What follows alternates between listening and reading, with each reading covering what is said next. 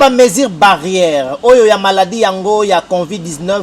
de anniversaire ya président national ya PPRD pe sénateur à vie Joseph Kabila Kabange le rais na lipasa na ye dada Jeannette Kabila esalemaki bongo na kati ya ba siège ya PPRD oyo evandisa masolo na yango na commune ya Gombe na avenue Pumbu avec impact na idéologie. Cérémonie yango oyo wapi ezalaki bongo président na ye moko secrétaire permanent ya PPRD Emmanuel Ramazani Shadari bondi milangai ke masolo tout elekaki kitoko mais toujours dans respect ya ba mesure barrière oyo ya pandémie yango ya COVID-19. Kasi cérémonie anniversaire yango ya le rais président national ya PPRD oyo ezalaki bongo présidé et pa ya Emmanuel Ramazani Shadari bondi milangai ba encadre nyonso ya PPRD pe ba membre ya bureau politique na conseil national comité exécutif pe ba mandataire ya parti oyo bazali na kati ya ba institution boyeba pe bokangaki bazalaki pe na pointe ya cérémonie ya anniversaire yango ya le rais Joseph Kabila Kabange na kati ya ba siège ya PPRD oyo wapi ezalaki présidé na ye moko Emmanuel Ramazani Shadari Kusirko. Kasi yako kanga pe ya koyebake na cérémonie yango pe tomonaki bongo présence ya présidente ya Assemblée nationale Mama Janine Mabunda pe na premier ministre Sylvestre Ilunga Ilukamba po bango pe bazalaka bongo ba membre ya parti cher na Joseph Kabila oyo ezali bongo PPRD. Après prière pe imi ya parti bondi milangai ke ekomaki moment ya kitoko pe ya makasi ya célébration ya anniversaire yango ya président national ya PPRD oyo ezali bongo Joseph Kabila Kabange le rais na jumelle na ye honorable Jeannette Kabila. Lokola pasteur Emmanuel Ramazani Shadari oyo azali secrétaire permanent ya PPRD bondi milangai ke abandaki nano kotanga verset biblique na kati ya ba Nouveau Testament oyo ezali bongo ya Jean 14 5 à 6 oyo wapi Yesu alobaka ke il est le chemin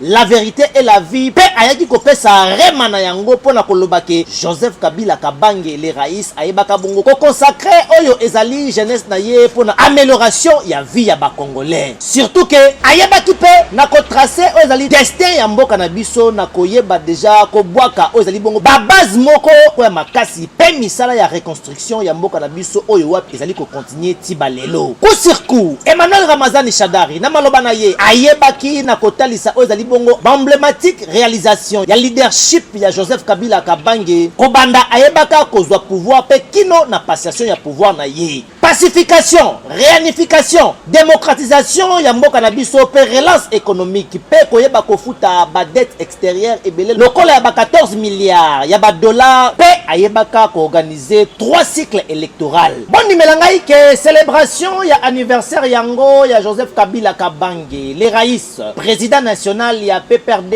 elongo na jumelle na ye honorable Jeannette Kabila elekanaki kitoko po na cérémonie ya anniversaire yango ya Joseph Kabila Kabange bondi milangai ke gâteau d'anniversaire pe eliamaki na ndenge ya kosakana te pe champagne emelamaki lokola na film au ezalaki ne likambo ya champagne de champagne